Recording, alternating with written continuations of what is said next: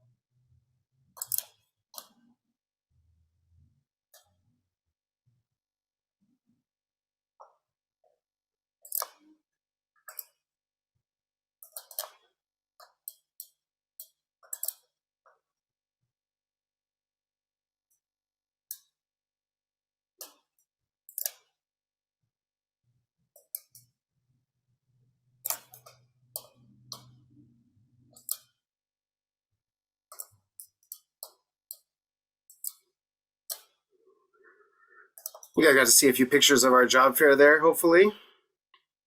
All right. Welcome, everybody. Today is May 5th, 2023. This is Coffee with Community Services. We've got 61 folks on so far this morning. So we're going to go ahead and get started. We'll do some introductions of our staff and get into our agenda.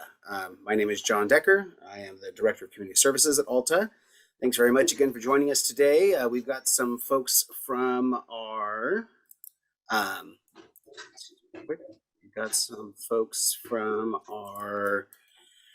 Community Services Department that are on here, and so I'm going to make sure that I introduce them. So I see Scott this morning. Good morning, Scott, from our Community Services Department. I see Rowena, Client Services Manager, she's got an agenda topic for us a little bit later as well today. I see Beverly on here and Alicia from Community Services. Good morning. And Manager from Community Services, Jordan, is on. And Kate, good morning, from Community Services as well. Our Director of Intake and Clinical Services, Camelia, good morning. Let's see, Jason, our Lead Community Services Specialist, is on. Let's see, I see one of our service coordinators. I see Jasmine on. Let's see, we've got Gary and Shirley from Community Services and Christy Owasa as well. We've got Damien and Leah from Community Services. I see our Director of Client Services, Michelle Johnson, on. I see Odelia there as well. Hey, Odelia. And Kanisha on from Client Services. Good morning. Assistant Zach is here too. Good morning. I see Tracy, Associate Client Services Director, and Johnny as well. Good morning to our Associate Client Services Directors. And I see from our Woodland office, Veronica. Good morning, Veronica. Another one of our managers from Community Services, Michelle, is on here. And I see our Client Employment Specialist, Carly, is on this morning. And Rima is on. And we're going to probably put Rima towards the beginning of our agenda to give us an update on our word of the week and our Deaf Culture 101. Let's see. I see Max is on. Morning, Max, one of our leads from I almost said Community Services. My goodness, from Client Services. And Adriana from Community Services, good morning. I see Wyatt and Dana, Client Services Managers, and Cindy as well. So good morning, folks. And then we're going to dive into the agenda. So we're going to start off, we'll do Rima's presentation, and then we're going to move into talking about kind of upcoming meetings. We are actually going to be canceling next week's meeting. We're going to remind the folks several times today, but next week we actually have the community services directors in town. We're having a bunch of meetings.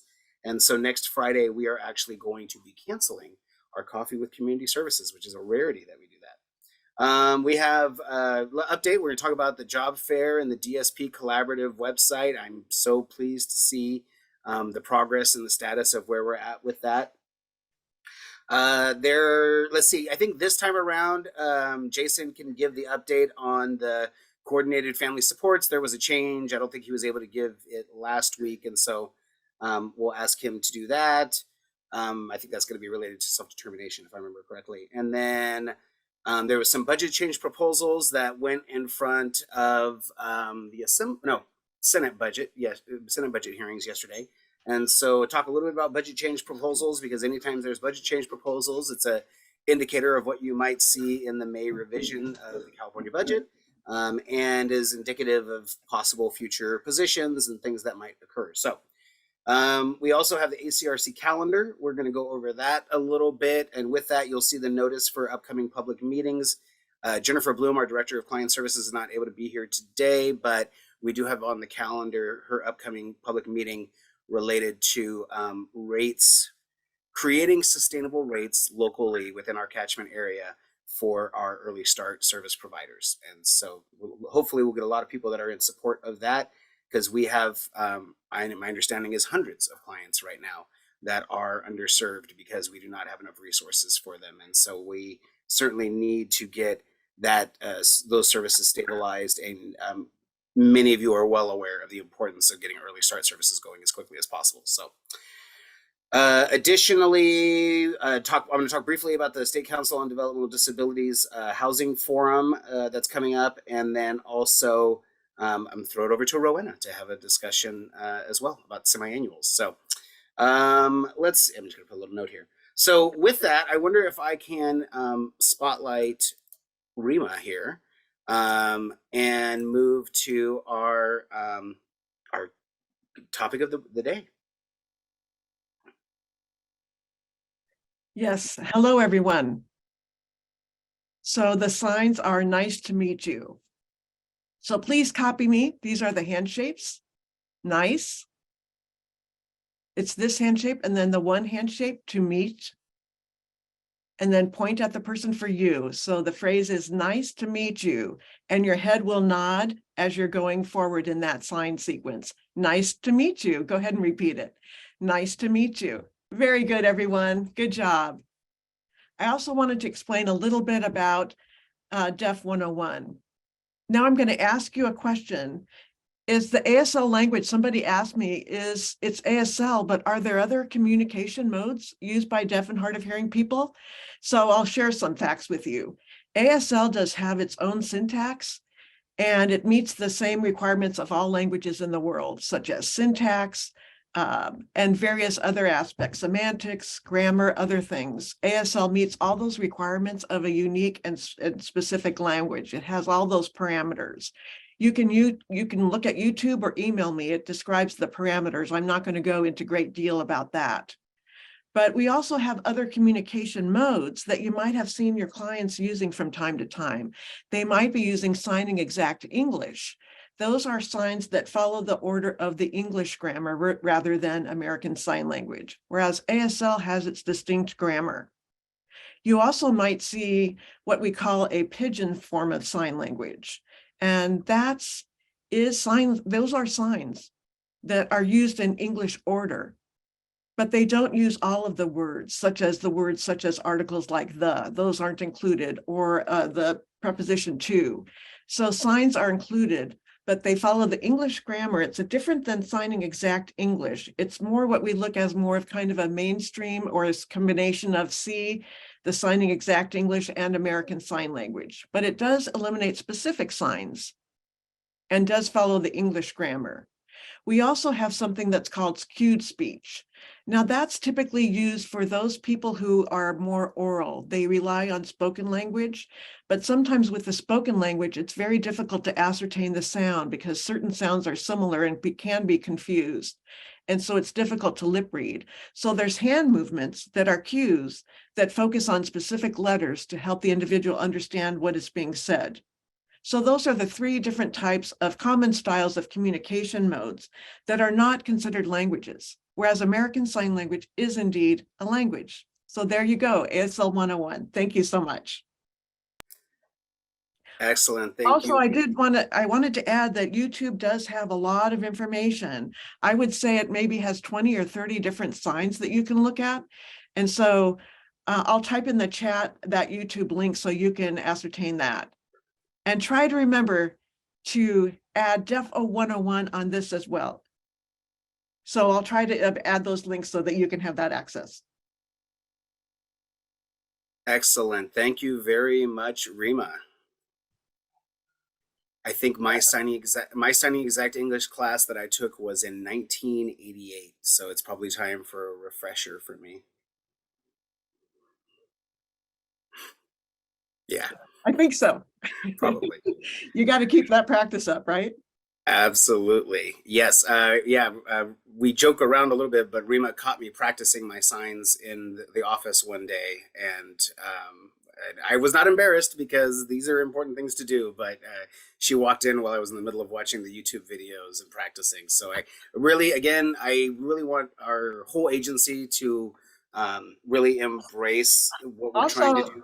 Yeah. Also, the clients can remind you the clients can say, practice with me, not only on the computer, but I want all of you to practice with me too as well. How you grow in your signs is interacting with deaf people. That's the primary way. So if you're feeling maybe you're signing something wrong, no worries at all. We will support you. We'll tell you how to modify your sign so it can be correct. But the more you practice, the better you'll become. Excellent. Thank you very much. And again, we like to hear the deaf culture information as well. And so we're just going to keep doing these presentations because Rima's, putting some great content out there for our staff. And we definitely want to share it with all of our service providers as well. We got about 80 folks on. Yeah, absolutely. All right. Next up, I would like to, so I will mention we are going to be canceling our May 12th Coffee with Community Services. We're going to have our community services directors in town. For all I know, the May revision of the budget's going to come out like that day anyways. Knowing my luck, it'll come out right after Coffee with Community Services. So certainly we will have our following meetings after that, and there will be a lot to update as it relates to what comes out in the May revision. But for next week, we are going to be sending out a cancellation notice for our meeting. Let's see, DSP Collaborative and the Job Fair. So I tried to show some pictures a little bit earlier, and maybe this will work out as well right now. So Jordan, are we seeing Maxim right here? A thumbs up? We are. Thumbs awesome. up. So Maxim, we see our Passport to Learning. This is Tony Anderson's the director of Valley Mountain Regional Center, and he came out there and he and Lori kind of emceed the event. They did a lot of work to ensure that they kept the crowd engaged during it as well. I was able to be there for the beginning of it, and so you can see some of these pictures that were taken kind of just as setup was going on. You can see the Alta booth here.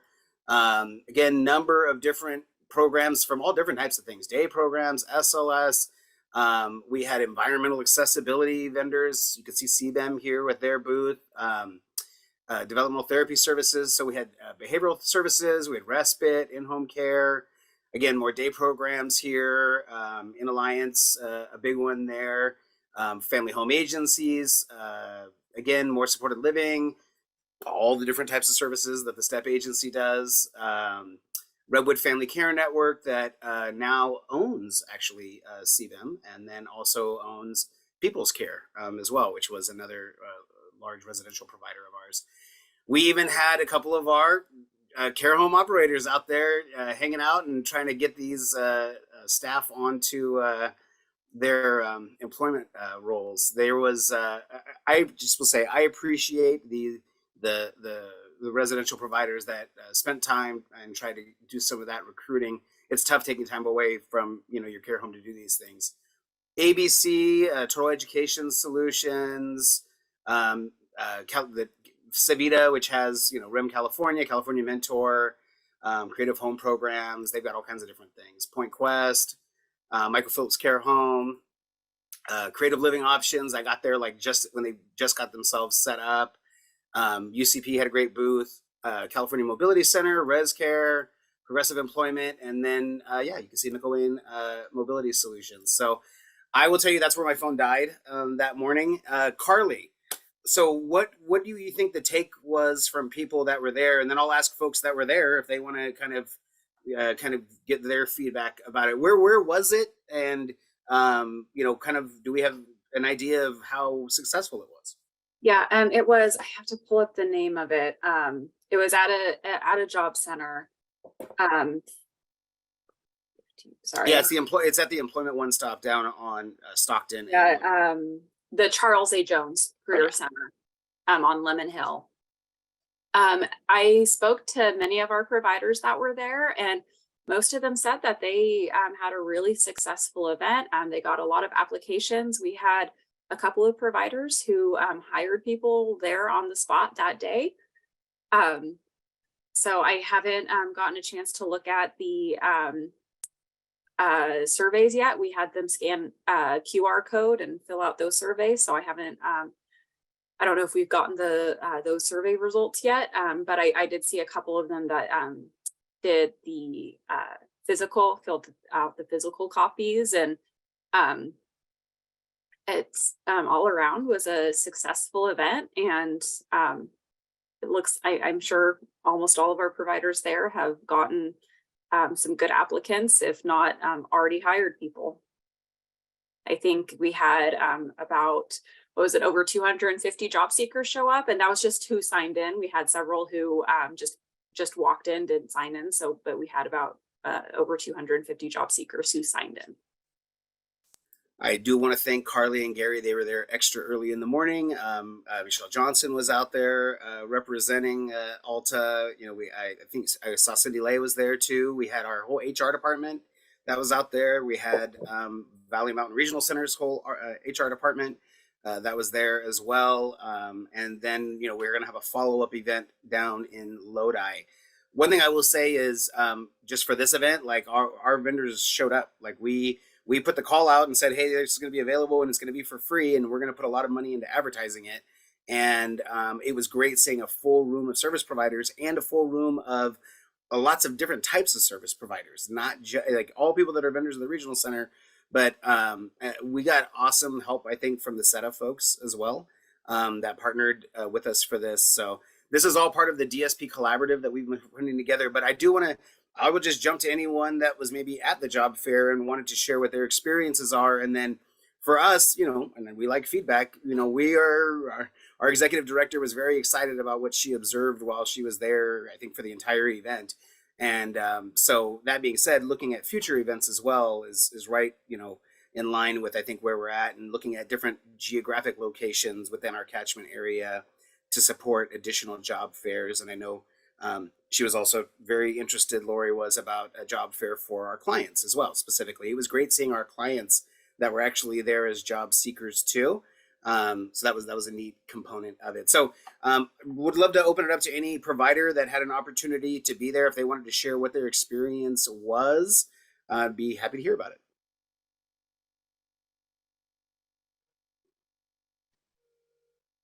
Hi, John. This is Lale with Maxim Healthcare. Hey, Lale. Hey, I know we spoke that morning, but we were very grateful for the opportunity, and it was a great turnout. We got a number of applicants, and our recruiters are actively reaching out to those individuals this week. So some we've gotten a hold of, some we haven't. So we're working through that piece, but overall it was a really great event, and we really appreciate you guys putting it on. Thank you.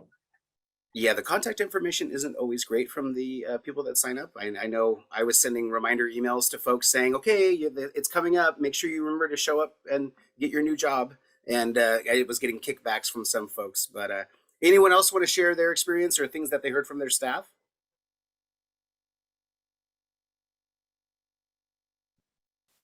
I don't want to repeat too much. Turnout was great. It was great to see tons of other vendors. And I just want to repeat what we've been saying a lot, which is thank you very much to you, John, and ACRC for putting it on and putting up the funds to make this whole thing happen. It's one of the best I shouldn't say one of the best, it is the best one of these that I've been to in many, many years.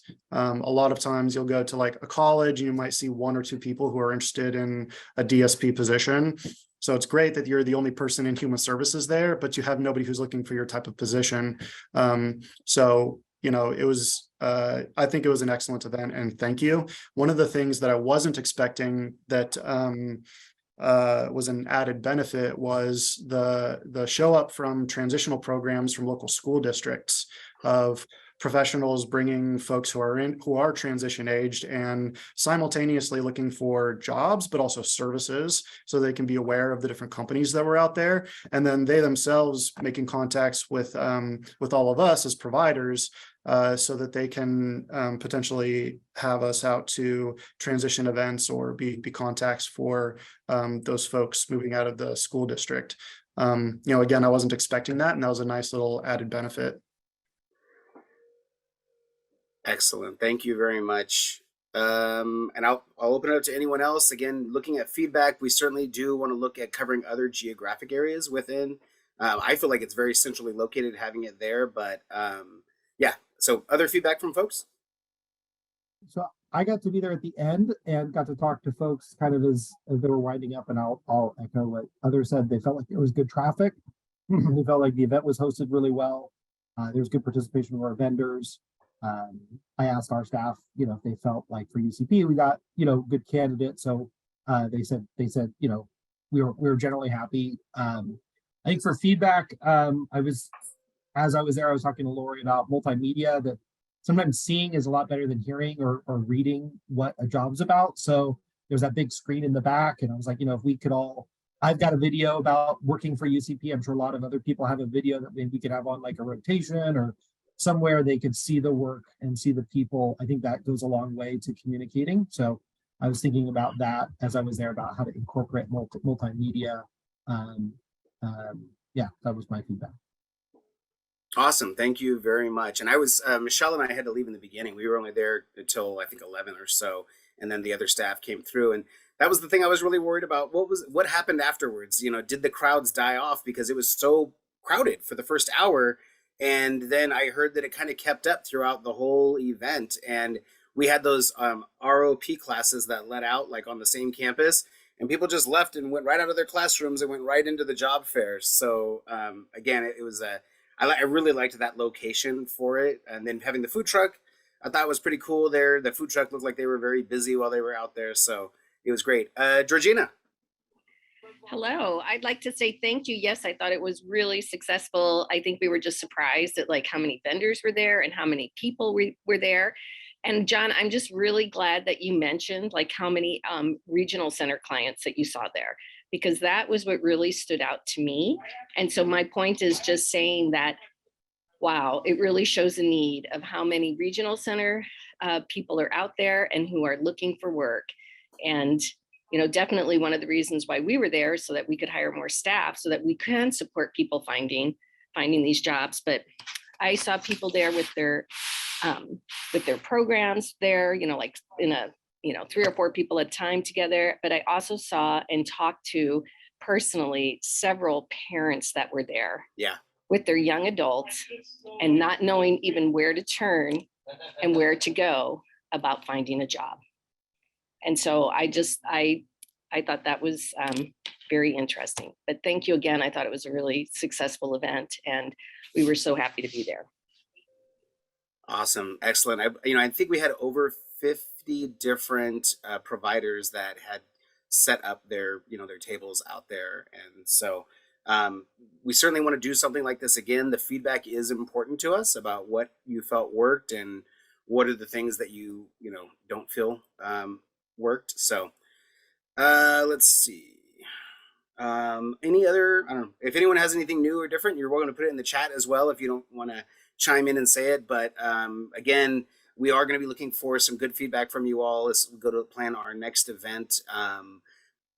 I will just say, and again, Carly, we tried the day in employment job fair over at Alta without doing any advertising, really, because we didn't have a budget to do those things. And it was great to get everyone together, but it was really nice to have a job fair where we actually had job seekers that were there too. That really made a big difference in the vibe of the room. It wasn't just like a big vendor meeting or a vendor fair, but rather an actual job, opportunity for folks. So I just again want to thank Carly's help on this. She's been part of this process kind of from the beginning when it comes to these activities that we're doing to support the DSP Collaborative. I do want to just jump over real quickly, if you don't mind, to share my screen with the DSP Collaborative website, because again, I'm like 1 week away from Coffee with Community Services, and I like logged back in and saw all these vendors that had gotten onto the website and promoted their jobs there. So, which is good, because some of you, did anyone have an opportunity to hear any of the news reports or see any of the commercials related to the Disability Industry Career Expo? Again, we're trying to push the website with that as well. I'm going to share my screen, and that's kind of the next thing, right? Where we advertise for the job fairs, which we've got just the one job fair planned left, and that's on June 15th in Lodi. Let's see, are you guys seeing my screen correctly with the DSP Collaborative? We are. All right. I see Damian nodding his head. Perfect. I'm going to go to Sacramento then, and because biggest county that we have as far as numbers. And we've got, I think, over 30 people now, 30 companies that have signed up just for Sacramento County. Which before you would remember, I would show this to you and there might be like 8, 9, or 10. And so it tripled around the time of the job fair. And so I just really appreciate that. El Dorado County as well. Lots of you have put in there. Again, I always think about, our Grass Valley office in the Nevada City area as well. Extremely under-resourced in those areas. And so, again, seeing folks that are, putting their interest for hiring onto our website is, a great first step for folks. So I just wanted to really commend you as service providers. We're getting a lot of Alta vendor participation in this. If you interact a lot with vendors at all in the Valley Mountain Regional Center area, if you want to help, chime in and encourage them to participate in this as well. We don't have quite as much buy-in from the vendors down there in that area, but definitely want to. This is a regional thing. This is a Alta supporting VMRC and VMRC supporting Alta.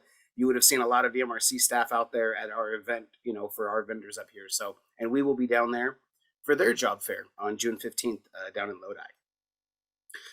All right, unless there's anything else about the DSP Collaborative or the job fairs, again, just want to thank everyone. I am going to go over to, let's see, Jason, I think there was an update about the coordinated family supports, and we're going to let you give a little update on that. Yes, just a little update. So there was a correspondence that went out on the 19th of last month as a follow-up to the January 27th directive on coordinated family supports. And it's in regards to self-determination program. And I'm just going to read what it says here. So self-determination program, at this time, the CFS services pilot program is not available to participants in the self-determination program. The department is evaluating how CFS services can be available to SDP participants. Can be available to SDP participants. Additional clarification will be provided as available.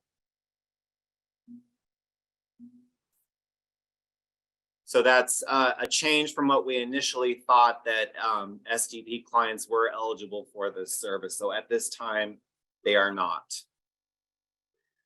We want to see if anyone has any questions about this. Jason and I had a chance to talk about this a little bit, and it made sense to us why the department chose to do this when you have such flexibility in self-determination to, create services to meet the needs. And it doesn't really align with doing a pilot of a new service code, which is something that it would be more for traditional services. And if we're talking about a pilot to determine the viability of a service, if you have SDP budgets that may not be able to be capped at the same dollar amount as the traditional services, which is, where are we landing on this service? It's going to be around $65 an hour or so if people do their quality incentive activities as well, turn in their reporting. Yeah, it's just a little bit under 65.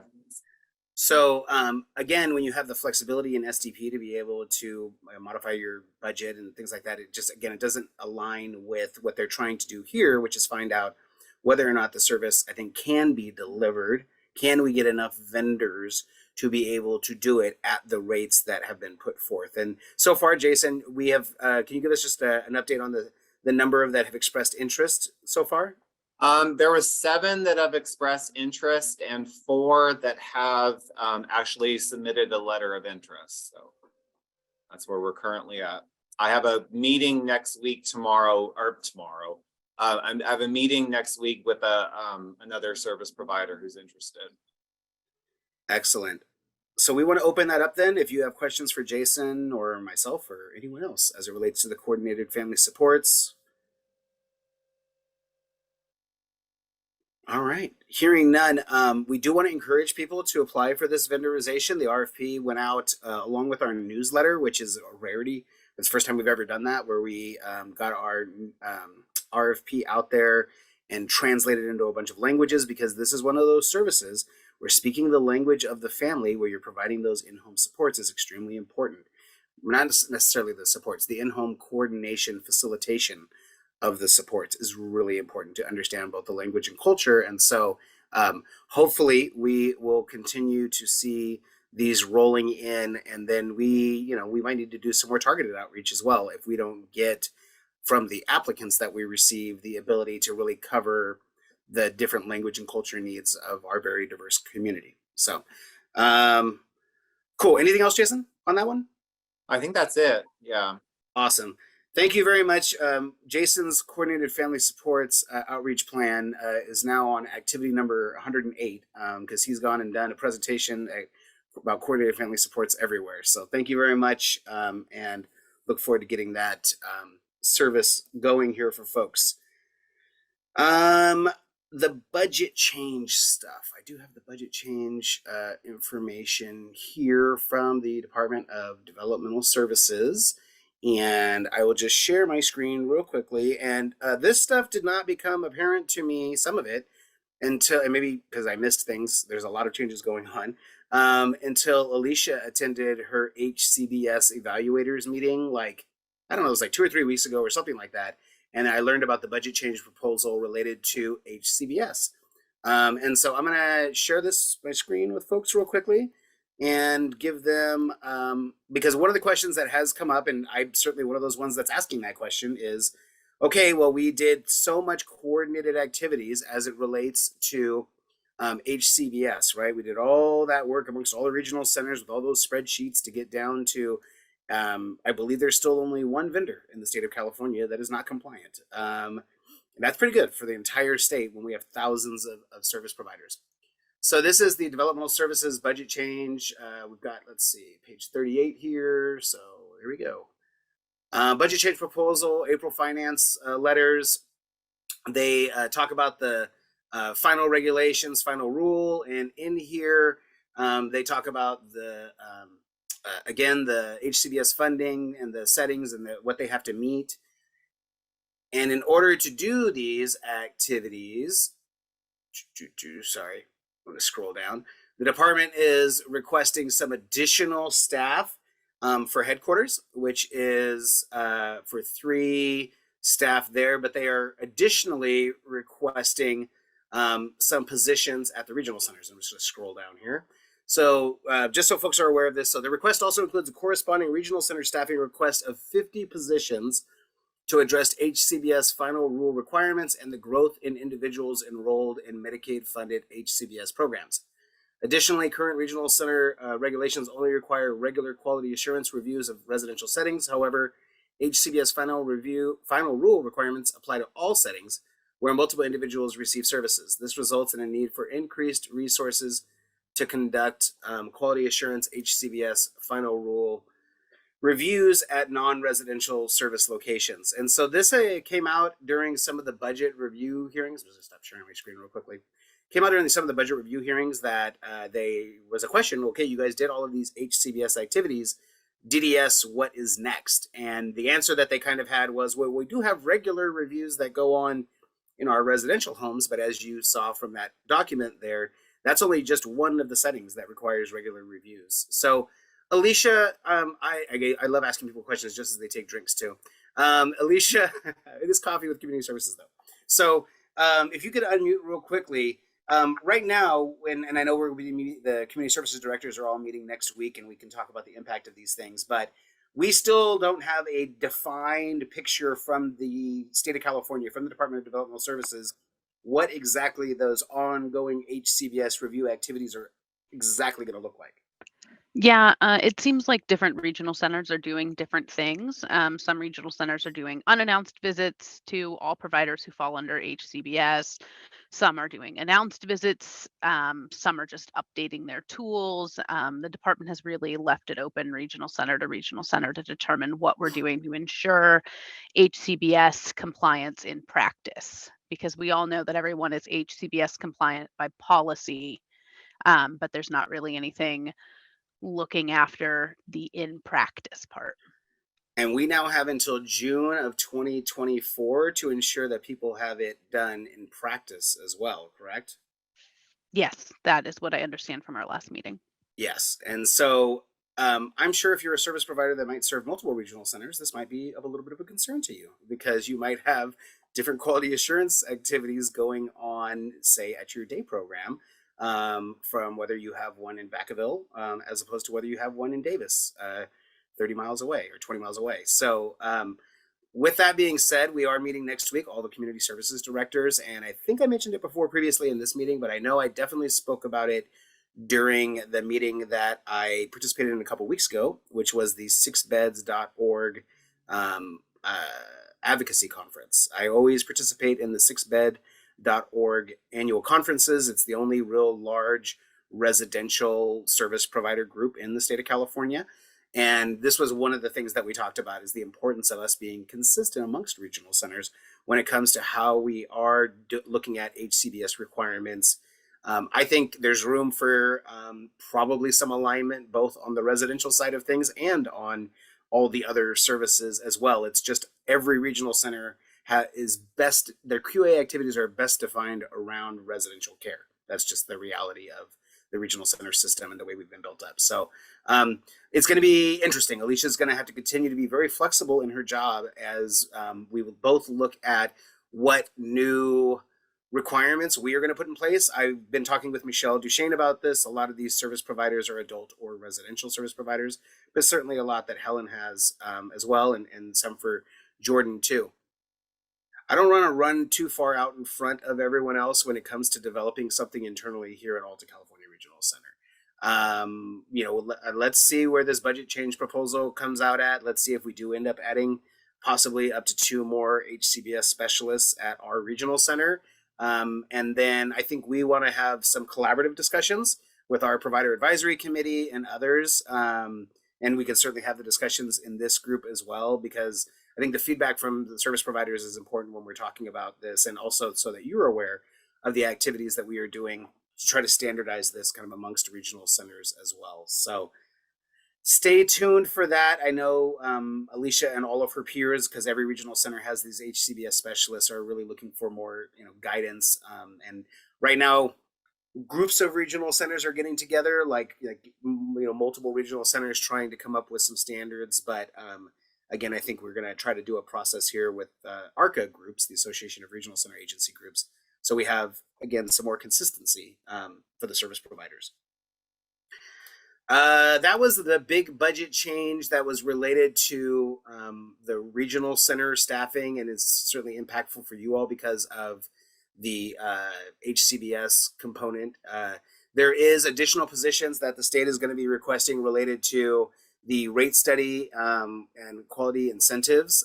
There's actually 33 new positions that they are requesting in that area for the performance incentive program, another 4 positions, and for the state self-determination ombudsman's office, 6 positions. Can we get a self-determination number update? Where are we at as a regional? Any of the ADs probably know this off the top of their head, or Michelle, but where are we at as far as SDP enrollment at our regional center these days? I want to say that we are approximately around 260. That is awesome. We were slow going in the beginning, and it's so neat to see how it's just expanded, expanded, and expanded. But the reality is, whether you have SDP or whether or not you have our traditional services, it's all dependent on whether or not we can locate service providers that can provide those services to our clients. So let's see. Yeah, nothing else too interesting per se on the budget stuff. I think once we get that May revision of the governor's budget, we'll certainly we'll see. It's come out during the PAC meeting in the past. We'll see. I don't know if it will this year, but we'll certainly cover it in the following Coffee with Community Services meeting and go over it with folks. Let's see here. I'm going to go over to the ACRC calendar. We've got some upcoming calendar events real quick. So I just want to share my screen and make sure folks are aware of, first of all, where to find the calendar. So go to our website, ultraregional.org, and you can click the menu right here, and you can go to events and calendar, and you can see the upcoming events. There is one that is coming up. Many folks are familiar with Mina from We Embrace and the Disability Resource Fair that they're going to be doing. We have shared this via our social media and also have put it on our website. And if you go to our calendar, you can see that we have significantly changed our calendar now, where we have so many more events that are on here, and we're hoping that this is helpful for folks. So you can see upcoming meetings, Disability Resource Fair, our Client Advisory Committee meeting is next Tuesday. You can see the SDAC advisory meeting. We have the public meeting for the 637, and let's see. Refresh my recollection. Did Jennifer Bloom get a chance to give you guys a little update on that last week? Yes, John, she did. All right, perfect. And so we've got this information on here. We will have both ASL and Spanish interpretation for this, and hoping folks will attend that. And if you're not able to attend, you can always just write us a letter of written support as well if you'd like to see our service providers get some increased rates and hopefully get our long wait list. Well, I don't want to say the term wait list, but the line that we have to get our kids initially served in early start. So we also have upcoming housing survey and community forum.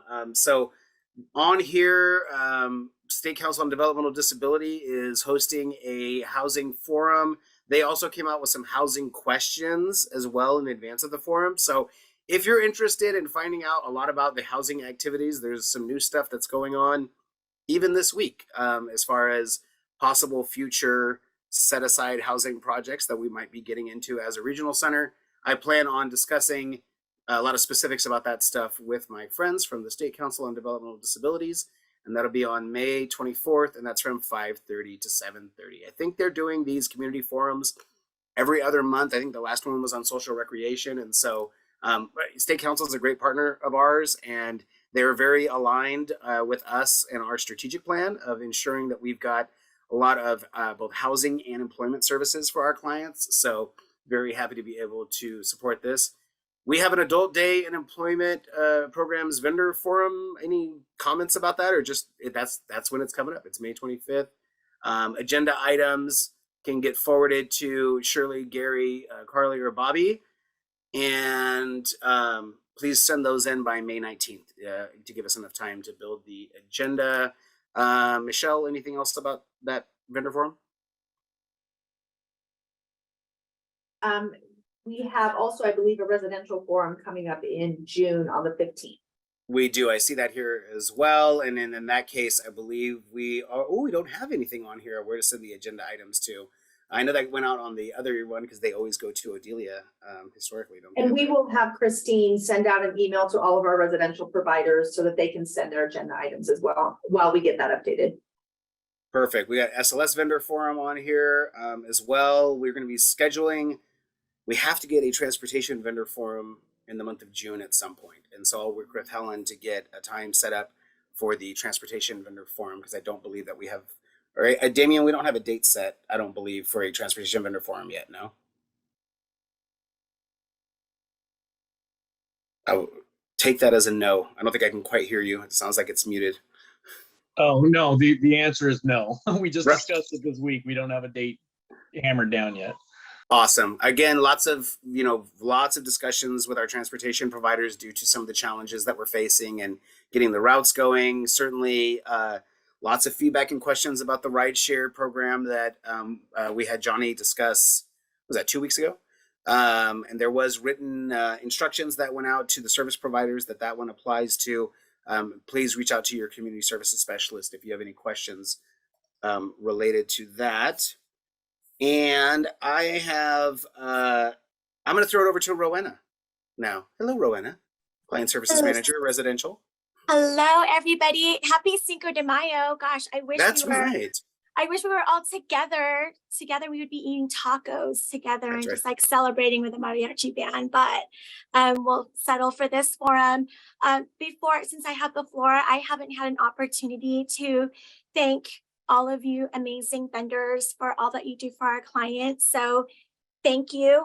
And in behalf of my CSM peers, we just want to thank you for your partnership. And so the reason why we are here is that we actually need your assistance. And so our service coordinators have been providing us some feedback that they've been having some difficulty obtaining ISP reports, annual reports, and also semi-annual reports, in addition to for the 515 service codes. So any day program that have the behavioral management, we have been having difficulty time getting these behavioral reports as well. And so I'm hoping coming here to just throw it out here for the awareness that we're hoping that you can assist us with obtaining those documents for several reasons, because of course we want to make sure that we're reviewing these reports timely to make sure that we are adhering to the client's assessed needs and making sure that the programs are appropriate for our clients. And in addition, we need these documentations. We have an upcoming audit that's coming up that we're preparing for. And these are some of the reports that our auditors will be looking for. And so hoping that we can, collaborate and get those, because these are documents that we need as soon as possible. And then also, it's in addition to that, it is also a Title 17 regulation. It's 56720. And if you don't mind, I'd like to share my screen to share the regs to show for those of you that may not be aware of the reg. Let me pull it up here. All righty. Mr. Decker, do you see? Oh, no, you see my beautiful team. That's not what I need. Hold on, let me share. I see a lot of desktop files. I know. You're not supposed to see that. Yeah, it stressed me out a little bit just looking at your home, just logging into the computer. My goodness. Sorry. It's so funny, you rehearsed this so many times, but then when you're at live action, you see things. Okay.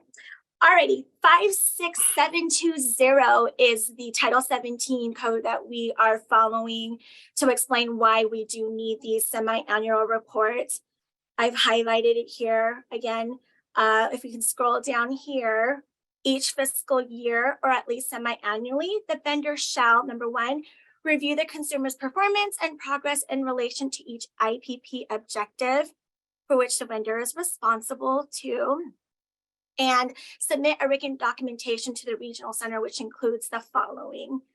A, an evaluation of the consumer's performance and progress based upon the review to conduct pursuant to C1 above. And then B, identification of barriers to the consumer's success in achieving the IPP objective, for which a vendor is responsible and how each barrier shall be overcome in the future. And C, whether the vendor program can continue to meet the consumer's needs as specified in the IPP. So again, we really do need to work together as a team to make sure we get these documents in a timely manner. And so just wanted to just put that upon you, and hopefully we can get these documents soon. If you have any questions, feel free to reach out to your community services specialist if you have any questions, or you can reach out to myself, since I'm here, but we're hoping that we can get this remedied ASAP. Thank you. And let's see, I see Shirley right there. Shirley, let's go ahead and add that to our agenda for our upcoming vendor forum as well. And then maybe we can ask Rowena, make sure we get her an invite for her for the adult and for the day program and employment vendor forum. And then we can do a little follow up there as well. Cool. So I want to see if, let's see, between Michelle and Jordan, if there is anything else that we want to make sure that we cover today or that we may have forgotten to cover. No, John, I think that's it. Michelle, do you have anything on your end? No, we covered what we missed for last Okay. forum as well. Okay. We're good, John. All right. Well, excellent. We are. So we will be updating folks. We will send out a notice via MailChimp to everyone that we will be canceling next Friday's Coffee with Community Services because we're going to have the community services directors in town for a meeting. And then we will reconvene the week after that and probably be talking about the May revision to the California budget, which should give us a good idea about what we're going to see in the final budget. Unless it doesn't, because sometimes that changes like it did a few years ago. So sometimes we think we can figure these things out, and then sometimes we get things out of left field. Some of you guys are aware of things that are going on right now. There's some other bills that may be impacting regional center operations and services and everything else. And so certainly following all of that and seeing what gets incorporated into the trailer bill and what we see, into the May revision, and ultimately what we see in the budget. Alrighty, well, thank you everyone that participated today. Nice to see so many folks. And again, it was great to see so many people in person at that job fair as well. People that I have not seen in years, some folks. And so it was great. Have a great weekend. If you need anything, please reach out to your community services specialist. And we will look forward to talking to folks soon. Take care. Thank you.